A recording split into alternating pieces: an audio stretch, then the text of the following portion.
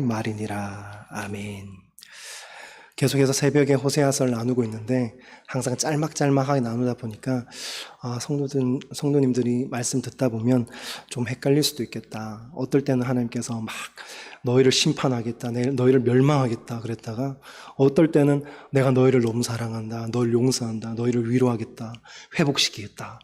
또 다시 막 심판에 대한 메시지가 계속해서 번갈아 가면서 나옵니다.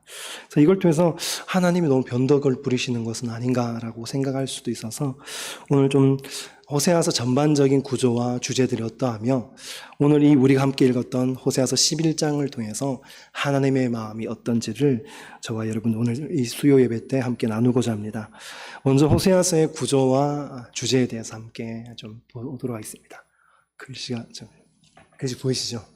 네, 호세아서의 구조와 주제를 보면요, 1장에서 3장까지 내용은 호세아와 고멜 간의 관계를 보여주고 있습니다. 거기는 바로 하나님의 사랑이죠. 이스라엘을 향한 하나님의 사랑.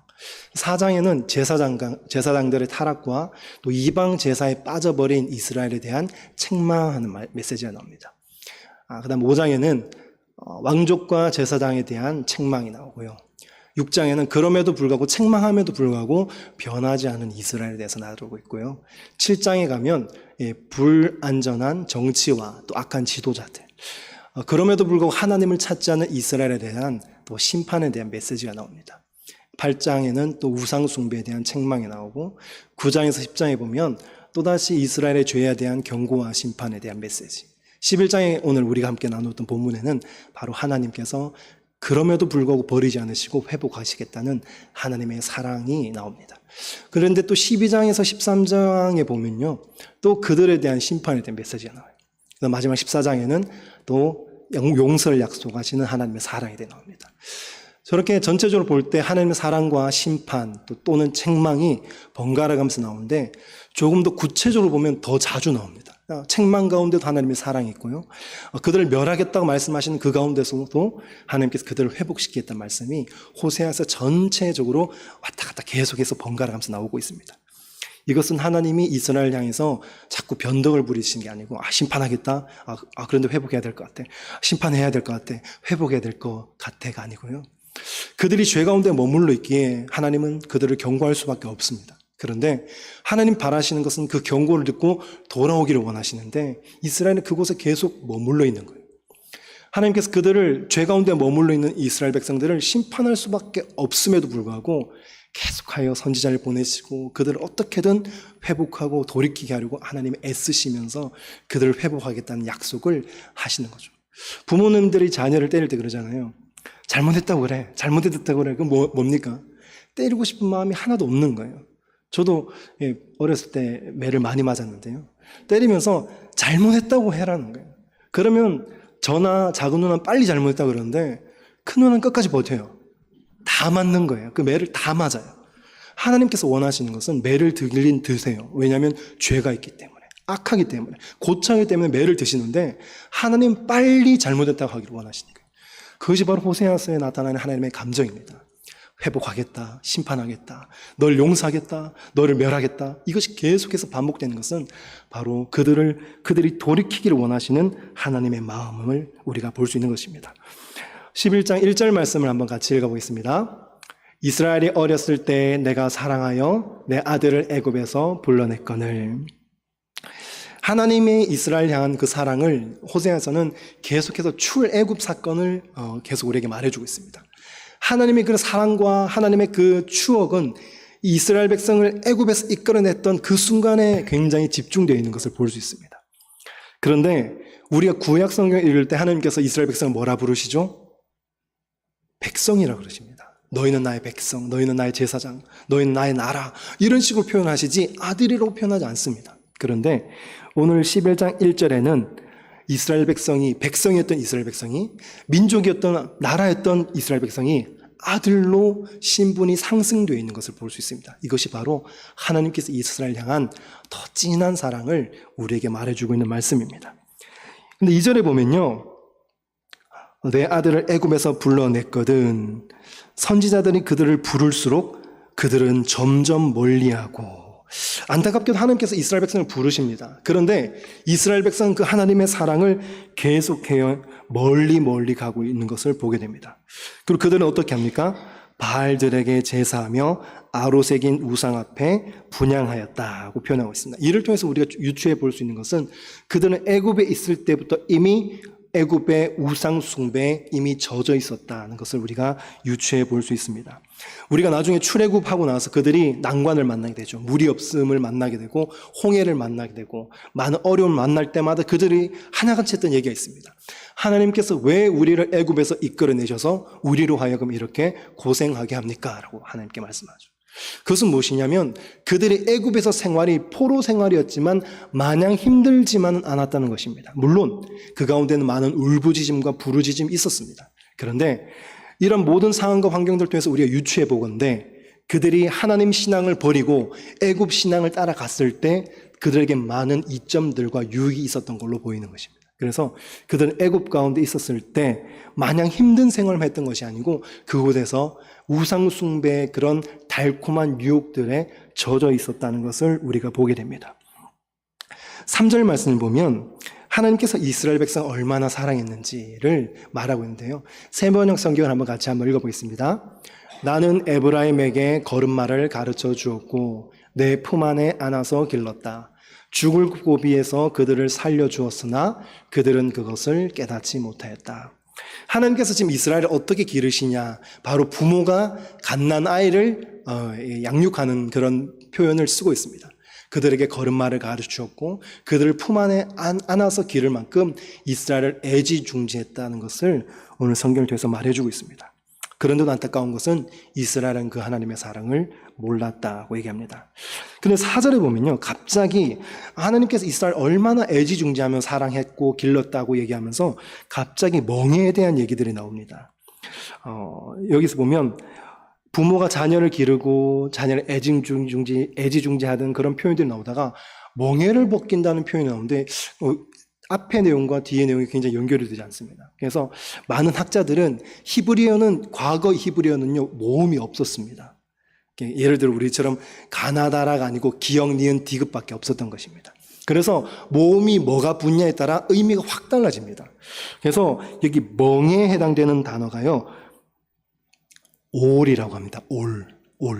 멍에에 대한 단어가 올인데 학자들은 이것이 올이 아니고 우리일 것이다 라고 예측을 합니다. 울이 되면요, 해석이 전혀 달라집니다. 울로 바뀌게 됐을 때 젖먹이는 아이가 되는 것입니다. 그래서 어떤 학자들은 이렇게 번역하고 있습니다. 나는 젖먹이 아이를 볼에 올려놓고 키우는 사람처럼 되었다. 앞에서는 애지중지 그의 걸음마를 보시고 걸음마를 보고 그를 또 팔로 안고, 4절에 보면요, 그를 볼 위에 두고 막 사랑하는 그 모습을 지금 그리고 있는 것입니다. 그런데 이제 5절에 보면요, 그들은 계속해서 무엇을 그리워하냐? 애굽을 그리워하고 있습니다. 너무나도 안타까운 거죠. 그들은 애굽을 자꾸만 그리워하는 거예요. 식민 생활하고 포로 생활했던 그 애굽을 그리워합니다. 왜 그럴까요? 아까도 앞에서 말했지만 애굽에서 삶이 무조건 힘들지만 않았던 것입니다. 우상 숭배하고 하나님 신앙을 버렸던 경우 많은 유익들이 있었던 것으로 유추됩니다. 하나님께서는 그들에게 말씀하십니다. 너희는 더 이상 애굽으로 갈 수 없다. 이미 애굽에서 나온 그들이 어떻게 애굽으로 가겠습니까? 그런데 새로운 애굽이 너희 가운데 펼쳐질 것이다 라고 얘기합니다. 그것이 무엇이냐? 5절 하반절에 보면 아수르 사람이 그 임금이 될 것이다. 이스라엘은 이제 하나님을 버리고 애굽으로 가고 싶었던 그 마음이, 그 결과가 어떻게 되냐? 아수르의 너희는 끌려가게 될 것이다 라고 얘기하고 있습니다. 6절에 보면 그 결과가, 그 과정이 어떻게 되느냐? 바로 전쟁에 의해서 너희가 아수르의 포로가 될 것이다 라고 말하고 있습니다. 이 예언대로 북이스라엘은 아수르에 의해서 멸망하게 되죠. 그런데 그들의 모든 이 결과들은 바로 그들의 계책 때문이라고 성경을 말합니다. 6절 보면요, 6절 마지막에 보면 그들의 계책으로 말미암습니다. 하나님께서 이스라엘 백성을 벌하고 그들을 멸망하게 하는 것이 아니고 이스라엘의 죄악, 이스라엘의 범죄로 인해서 그들이 아수르의 포로로 끌려가게 된다는 것입니다. 간혹 우리가 어려움을 만나게 될 때 어떡합니까? 하나님이 어떻게 이렇게 할 수 있어요? 하나님 살아계시면 어떻게 나를 이렇게 힘들게 할 수 있어요? 제가 하나님께 했는 게 있는데 어떻게 이럴 수 있어요? 그런데 하나님 명확하게 말씀하십니다. 너희가 심판받고 너희가 고통받는 것은 너희 죄 때문에 그렇다고 말하고 있는 것입니다. 이스라엘 백성들은 안타깝게도 그 하나님의 사랑을 몰랐고 망해가는데도 불구하고 그들은 도저히 하나님께 돌아올 그런 모습을 보이지 않고 있었습니다. 8절 말씀을 한번 같이 보도록 하겠습니다. 8절 말씀을 보기 전에 첫 번째로 오늘 우리가 말씀을 통해서 함께 나누고자 하는 것입니다. 첫 번째로 같이 읽어볼까요? 하나님의 자녀가 되었다는 것은 끊을 수 없는 사랑의 언약을 맺게 된 것입니다. 그렇습니다. 우리는 하나님의 사랑을 어떻게 보면 너무나 당연하게 여길 수 있습니다. 그런데 그렇지 않습니다. 우리가 하나님의 자녀가 되었다는 것은 하나님이 끊을 수 없는 하나님과 우리의 언약을 맺은 것입니다. 이스라엘 백성을 왜 이토록 하나님께서 버리지 못합니까? 우리는 구약의 이야기를 너무 잘합니다. 그들이 말을 잘 들었습니까? 얼마나 하나님의 마음을 아프겠습니까? 그런데 하나님은 이스라엘을 끝까지 포기하지 않습니다. 왜 그럴까요? 하나님은 시내 산에서 이스라엘과 언약을 맺으셨습니다. 이 언약은 깨뜨릴 수 없는 언약이라고 말하고 있는 것입니다. 그래서 오늘 8절 말씀 보면요. 8절 말씀 상반절 같이 한번 읽어보겠습니다. 에브라임이여 내가 어찌 너를 놓겠느냐. 이스라엘이여 내가 어찌 너를 버리겠느냐. 그래서 어찌라는 표현은 어떤 표현인가요? 놓을 수가 없다는 거예요. 내가 너를 놓을 수 없다. 내가 너를 버릴 수가 없다고 말하고 있습니다. 죄악에서 벗어나기를 하나님께서 원하시지만 그들은 그 자리에 머물러 있습니다. 그럼에도 불구하고 하나님께서는 여전히 죄 가운데 있는 그들을 결코 포기할 수 없다고 그들에게 말하고 있는 것입니다. 하나님께서는 호세아서 1장에서 3장에는 어떤 관계를 말하고 있죠? 고멜과 호세아의 관계를 통해서 남편과 아내 된 관계를 말하고 있습니다. 남편과 아내도 서약이 있죠. 언약이 있죠. 그런데 남편과 아내보다 더 강력한 이 결합, 이 언약은요, 부모와 자녀와의 언약입니다. 하나님은 남편과 아내라는 이미지를 1장에서 3장까지 사용하셨는데 이 11장에 와서는 어떤 의미를 쓰시냐? 남편과 아내보다 더 강력한 부모와 자녀와의 관계를 말하고 있습니다. 그래서 자녀를 부모가 버릴 수 없는 것처럼 나도 너희를 버릴 수 없다라고 얘기하고 있습니다. 말씀을 같이 한번 찾아볼까요? 이사야서 말씀입니다. 이사야서 49장 15절 말씀을 같이 한번 읽어볼까요? 이사야서 49장 15절 같이 읽습니다. 여인이 어찌 그 젖먹는 자식을 잊겠으며 자기 태에서 난 아들을 긍휼히 여기지 않겠느냐. 그들은 혹 잊을지라도 나는 너를 잊지 아니할 것이라. 여인이 어찌 그 젖먹는 자식을 잊겠으며, 이 말은 젖먹는 자식을 잊을 수 있다는 말입니까? 못 잊는단 말입니까? 못 잊는단 말입니다. 젖먹는 자식을 잊을 수 없다.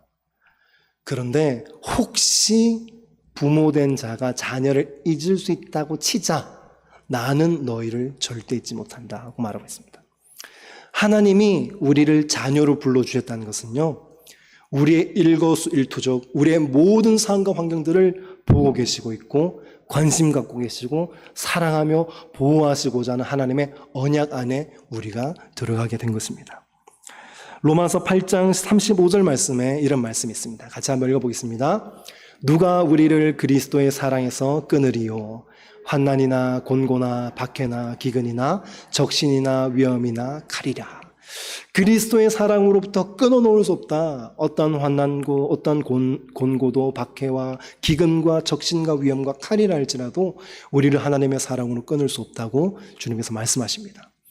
우리가 어떤 어려운 상황과 환경들에 있다 할지라도 우리가 죄 가운데 머물러 있는 그 순간에라도 하나님은 우리를 포기하지 않고 우리로부터 하나님의 사랑을 끊어놓을 것이 없다고 믿으시면 아멘 합시다.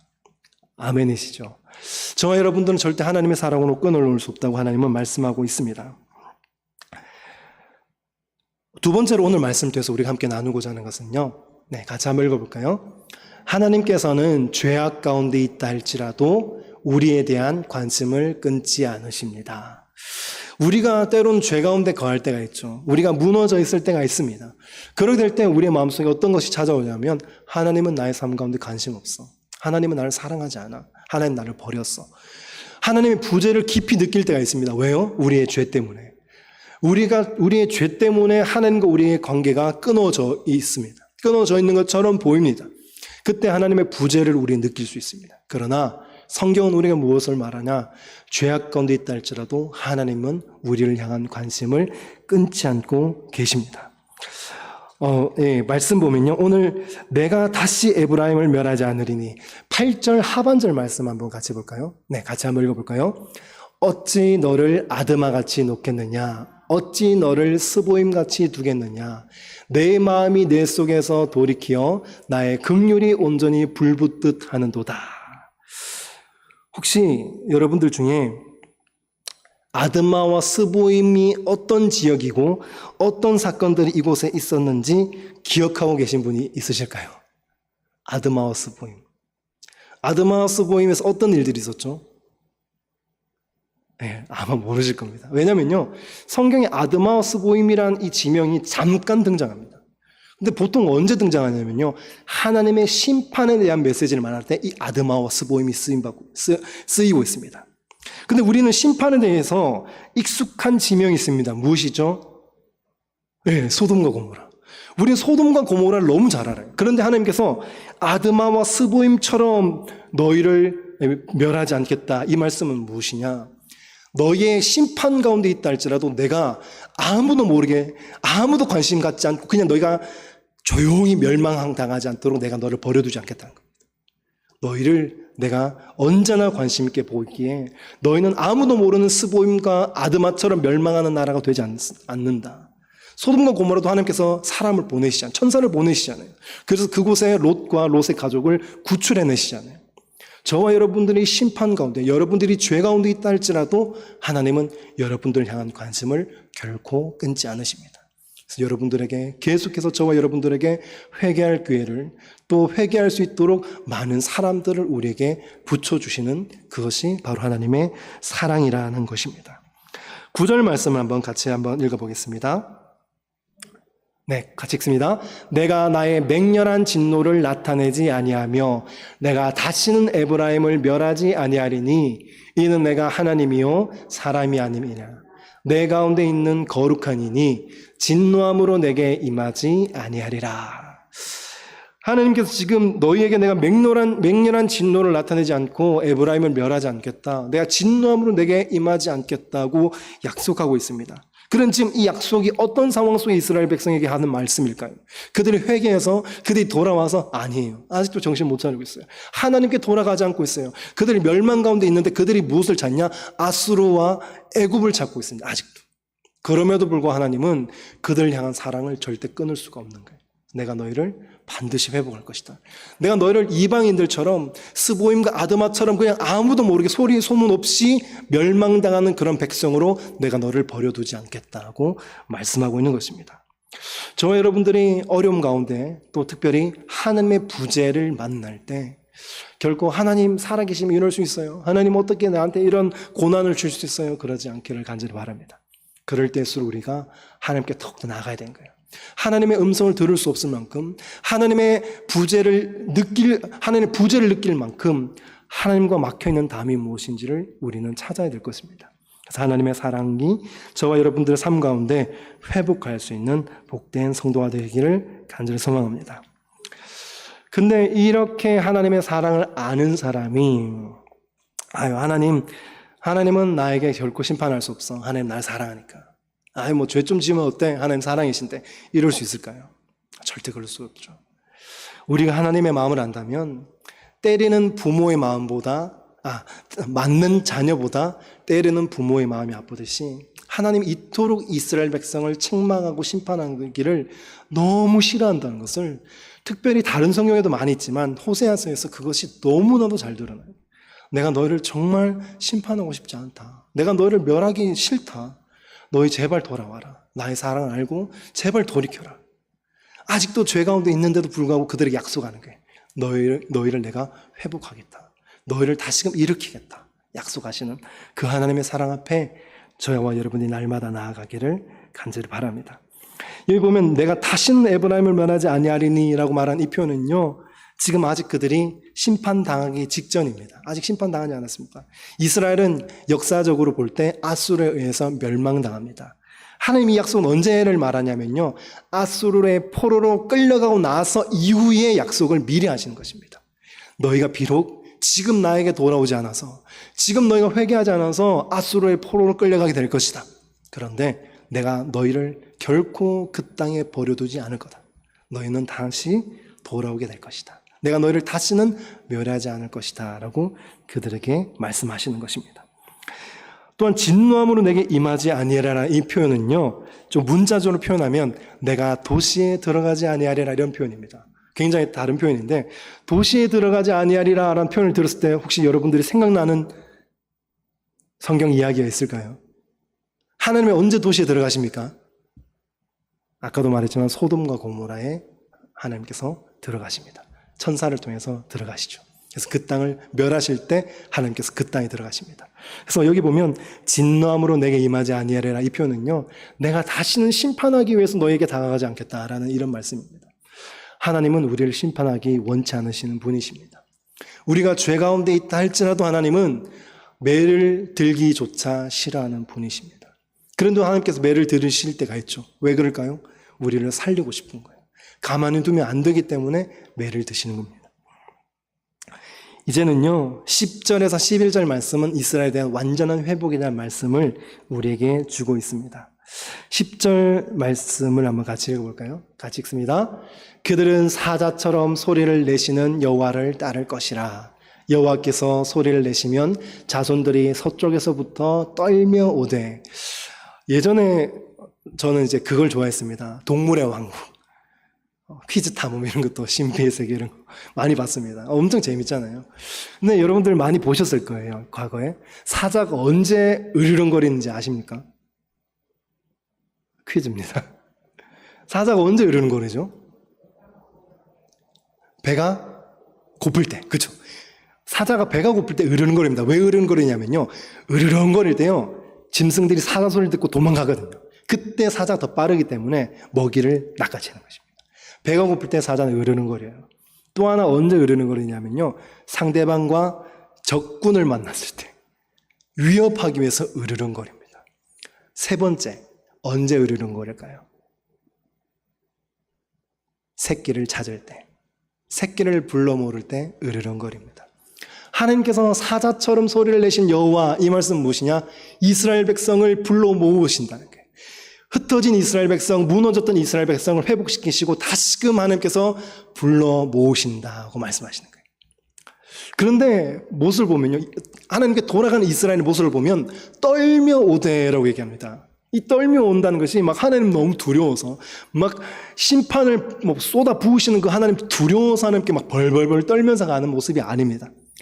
완전히 무너졌던 이스라엘, 가망 없었던 이스라엘을 회복하신 그 하나님의 경외, 하나님의 그 능력과 그 사랑 앞에 경외함으로 하나님 앞에 떨며 간다는 것입니다. 저와 여러분들의 삶이 완전히 무너지고 정말 회생불능한 모습 가운데 있다 할지라도 여러분들의 삶을 역전케 하시고 여러분들의 삶을 회복케 하신 하나님을 저와 여러분들이 경험하기를 간절히 소망합니다. 그때 우린 하나님을 찬양해야 되죠. 하나님, 정말 나는 일어날 수 없는 상황 속에 있었고 완전히 무너져서 회복 불가능한 모습이었는데 하나님이 나를 고치셨습니다. 질병 가운데 죽을 질병 가운데 있었는데 하나님께서 고쳐주셨어요. 하나님 정말로 창조자십니다. 나의 모든 연약함, 나의 무너진 이 육체를 완전하게 소생하신 하나님을 내가 찬양합니다. 하나님 앞에 경외하며 나아가는 것입니다. 저와 여러분들이 우리의 삶 가운데 완전히 무너진 상황과 환경 속에 우리의 삶 가운데 완전히 거꾸러진 우리의 육체 가운데 회복해 하신 하나님을 경험할 수 있는 우리 모든 성도들이 되었으면 좋겠습니다. 그때 우리는 하나님을 경외함으로 떨며 주님 앞에 나아가게 될 것입니다. 또한 하나님께서는요, 12절 말씀 같이 한번 읽어볼까요? 11절 말씀입니다. 같이 있습니다. 그들은 애굽에서부터 새같이 아수르에서부터 비둘기같이 떨며 오리니 내가 그들을 그들의 집에 머물게 하리라. 나 여호와의 말이니라. 여기 새같이 비둘기의 같이라는 이미지를 쓰고 있었는데요. 이것은 이미 호세아 선지자가 이전에 썼던 이미지입니다. 호세아서 9장 11절 말씀을 한번 같이 읽어보겠습니다. 같이 읽습니다. 에브라임의 영광이 새같이 날아가리니. 에브라임은요, 이스라엘의 대표적인 지파입니다. 그런데 이 에브라임의 영광이 새같이 날아가리니, 이 말은 무슨 말이냐? 이스라엘의 그런 화려했고 엄청난 군사력, 대단했던 그 모든 것들이 순식간에 날아가 버린단 말이에요. 하나님이 떠난 이스라엘은 아무것도 없다는 거예요.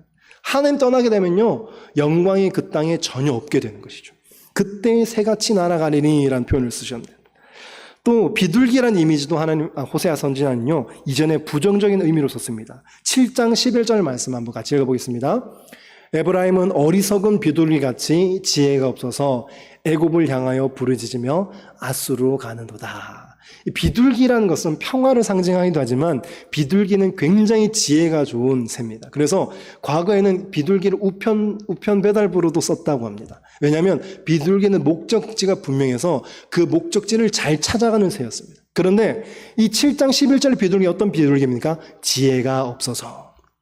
그래서 에브라임은 지혜가 없는 비둘기 같아서 하나님께 돌아가야 될 이 이스라엘이 어디로 갑니까? 애굽을 향해서 가고 아수를 향해 가고 있다고 얘기합니다. 비둘기는 바로 어리석은 이스라엘의 모습을 상징하는 표현이었습니다. 근데 오늘 이 11장에 나오는 비둘기는 무엇입니까? 11장에 나오는 이 비둘기는요, 다시금 떨며 하나님께 온다고 말하고 있습니다. 바로 하나님께서 완전한 회복을 말씀하고 있습니다. 하나님은 어설프게 회복시키지 않습니다. 완전히 무너졌던 새, 지혜가 없는 새처럼 다른 데를 가고 그 영광이 떠났던 그 이스라엘에 다시금 그들에게 영광을 주시며 그들에게 지혜를 주셔서 하나님께로 돌아오도록 하겠다고 말씀하십니다. 마지막으로 그들의 집에 머물게 하리라. 새번역 성경은 이 표현을 어떻게 번역하고 있냐? 그들을 고향 집에 돌아오게 한다고 얘기합니다. 자녀들이 사춘기가 되면 어떻게 반응하죠? 매일 있던 그 집을 박차고 나가려고 합니다. 왜 그럴까요? 매일 익숙한 집, 매일 익숙한 그 공간, 매일 익숙한 부모님의 잔소리, 그것이 듣기 싫어지는 거예요. 이 익숙함이 싫어지는 거예요. 그래서 집을 박차고 돌아가지만 어떻게 합니까? 며칠 되지 않아서 돌아오죠. 왜 그럴까요? 집 떠나면 고생이죠. 집에 돌아오면 집이 최고구나라고 깨닫는 것입니다. 이스라엘이 잠시 동안 애굽을 의지했습니다. 아수를 의지했습니다.